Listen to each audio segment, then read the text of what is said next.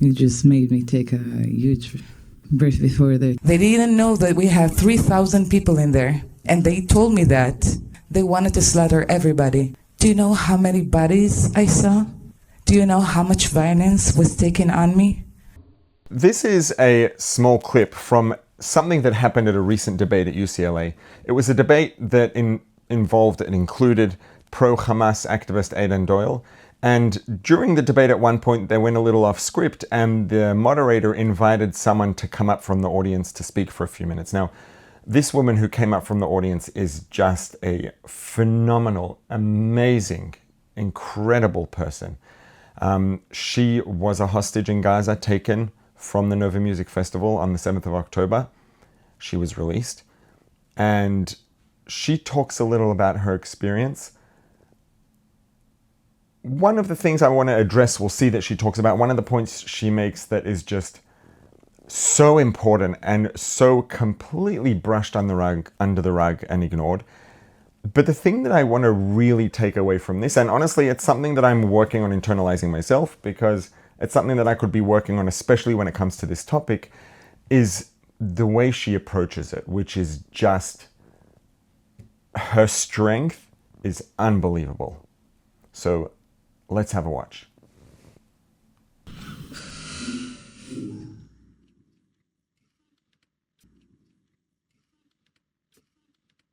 You just made me take a huge breath before that, because I really want to talk to you from an eye level, you know? Can't hear you. No, it's okay, it was only for him, it was not for you.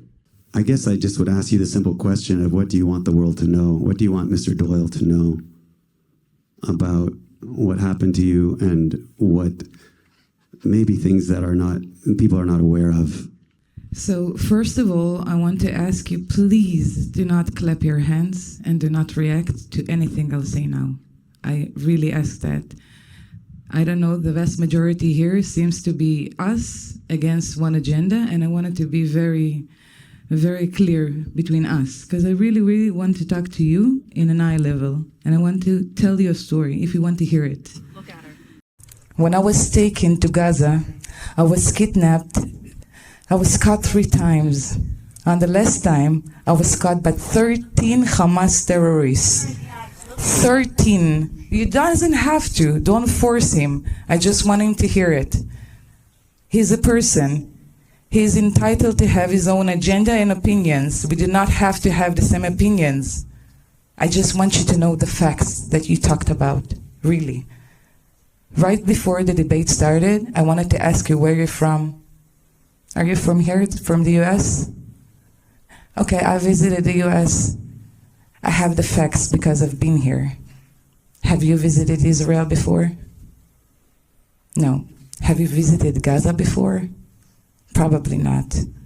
When he asked you what is a Palestinian and you couldn't answer it, then I'm asking you what is a Gaza civilian? Can you answer me? I will answer to you. When you're advocating for that, and I'm telling you, you're advocating for not have rights, for women to not have rights, because women do not have rights in the Arab society. You're advocating for people, you know, you're talking about genocide. Well, I'm here to say, when October 7 happened, and that's a fact, they told me it in the inside. They didn't know about the Nova Festival music. They didn't know that we have 3,000 people in there. They planned, and they told me that, they planned to move on and kill as much as they could in Beersheba, in Tel Aviv, in Haifa. They wanted to slaughter everybody. You know what? Maybe you will not believe me. I can present you my videos that I took there. Do you know how many bodies I saw? Do you know how many bodies were there? Do you know how much violence was taken on me? I was caught in the middle of a lynch. When I was entering Gaza, and I told you before, I have Arab suppliers, I have Arab neighbors and Arab friends. When I was entering Gaza, and there is a video of that, I saw 100% of civilians celebrating me being taken. I didn't know about the other hostages. I thought it was only me. I didn't know about that. All I saw is 100% of civilians lynching me, beating me up. I was with a broken leg. I had bruises all over my body. Do you know that I've never cursed them? I've never argued with them, and I've never treated them like garbage. I respected them, even when they abused me. Because I believe that if I want to be respected, I have to respect everybody else. So I'm asking you one thing and one thing only, because I see you're not comfortable. I'm asking you to check facts on both sides. It makes life better. And I had the privilege to be on both sides. And I told you, I started from a place that I didn't watch the news for 11 years, just because of that. Talk to people. Private conversation. That's the real facts. Wow, what a testimony. Where to start? The most powerful thing about this video clip and this testimony to me is her strength and power and commitment to staying balanced, calm, and respectful. And the reason that this strikes me, and the reason that I think it's such an important thing to point out and to take note of, is not because he deserved it. Whether or not he deserves it is another, conversation that can become very complex and could go on forever. It's not about that. Right? If you would see the footage of earlier on in the debate, he was arguing against someone else, against someone who grew up in Hamas, son of the leader of Hamas, son of the founder of Hamas, someone who'd been there, who knows inside out the workings of Hamas, someone who was the manager of all of Hamas's money until he left, and he's now anti-Hamas, and he now preaches, he promotes tolerance and a lack of hatred, and is vehemently opposed to the movement that his father started, to Hamas. But the dialogue between them, between Aidan Doyle and this son of Hamas, as he's known, was an argument, it was a fight. And at the end of the day, you could see it very clearly there, and you see it all the time. Neither of them is hearing what the other one has to say. They're both just trying to win and to dunk on each other and to show that they're right and the other one's wrong. And even if someone does show that they're right and the other person's wrong, under those circumstances, neither person's receptive to the message that they're being presented. Neither of them is listening, and it's not productive, and it doesn't go anywhere. What she does here in this video, which is, the amount of admiration and respect I have for her ability to do this. She was taken captive. You hear what she says. Just the little bits that she describes about her experience. She was a hostage in Gaza. She was kidnapped. You wouldn't even want to try to imagine the things that she saw, let alone the things that she experienced. But she understood her objective wasn't to win.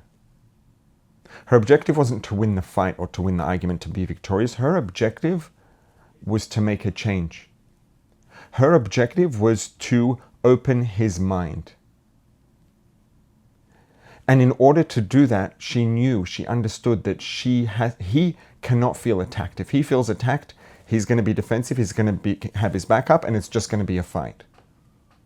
And despite everything she went through, she managed to stay calm, to keep her cool, and to speak respectfully, because at the end of the day, look at his response. He's sitting there throughout her testimony, sitting there, hanging his head in shame. Because now, after all the things he's said and claimed, and he's leading these protests on campus, making the lives of Jewish students miserable, perhaps unsafe, and now he's sitting face to face with someone, and she's not screaming at him, she's not fighting with him. She's just presenting him the facts as a human being. There is no way that he couldn't hang his head in shame. He couldn't look her in the eye. And you see, there's a point when someone in the audience screams out and says, "Look her in the eye." And she said, no, it's okay. He doesn't have to. He should have to. As far as he's concerned, he should have to.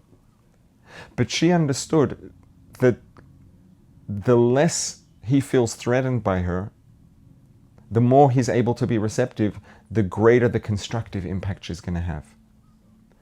And, the admiration I have for her strength and courage and ability to do that despite everything. At the beginning, she opens up and she says, "Please, no clapping."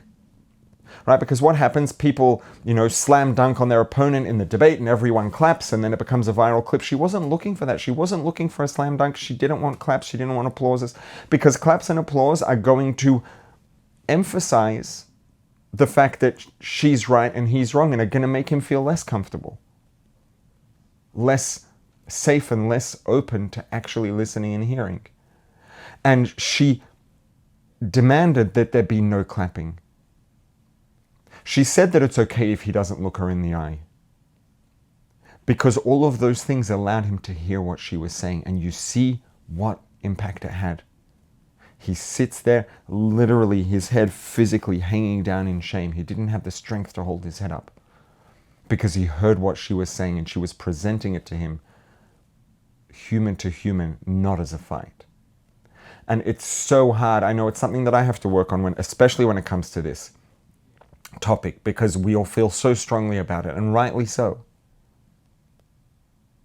And we feel hurt and we feel angry, and it gets our blood boiling, and rightly so. But when it comes to people who are not an actual physical threat in the present immediately, but people who have a completely distorted view of reality, as much as it feels, or it may feel cathartic to scream at them, that doesn't, very rarely does that have a constructive outcome. And the more we can engage in dialogue where we interact in a way that allows the other person to listen and to hear us as a human being, not as an enemy or an opponent, but as a fellow human, the more we can do that, the more impact we can have, and the more we can change people's minds and open people's minds. And you see the power of that here. Despite everything, she had the strength and the focus and the determination to not make it into a fight, and to stay balanced and, let's say, calm and respectful. And look at the impact. He sits there, literally physically hanging in his head in shame. And just another thing I want to get to also, and this now talking about one of the points that she makes, which is so distorted. People talk about genocide, and I've talked about the whole genocide thing in some of my other responses to other clips on this topic. But people talk about Israel's just going indiscriminately killing Gazan civilians, blowing up the women and the children and killing their civilians, and it's a genocide. This is a point that she makes in her testimony, in her experience. She was there, she lived this. She was dragged into Gaza, having just been captured and kidnapped by terrorists who she had seen slaughter, brutally murder hundreds of people who were just dancing at a music festival, murdered because they were Jewish. And then they bring her back to Gaza, and what does she see when she looks around? She said every single civilian in sight was celebrating.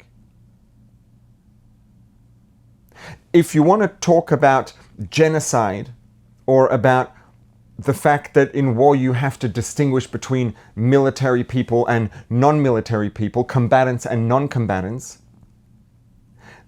every single person in sight inside of Gaza who she saw was celebrating. The women, the children, the non-combatants, every single one of them.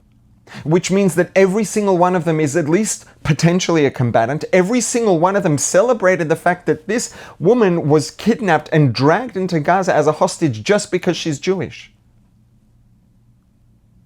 Does that mean that when a baby is killed in Gaza, it's not tragic? No, it doesn't. But what it does mean is that things are a lot more complex than people like to present and make out. Oh, all these women and children, all these non-combatants, innocent civilians got killed. It's genocide, it's genocide. All of those people celebrated when she was dragged into Gaza as a hostage, having just seen hundreds of her friends brutally murdered at a music festival because they were Jewish. Even if those people aren't actual combatants, first of all, there you never know. Every single one of them supported the actual attempt at genocide that really did happen on October 7th.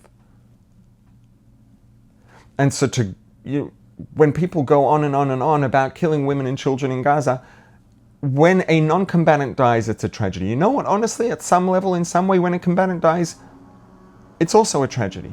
It's a loss of human life. It's tragic that they got so messed up and distorted and warped that there was no choice but to kill them.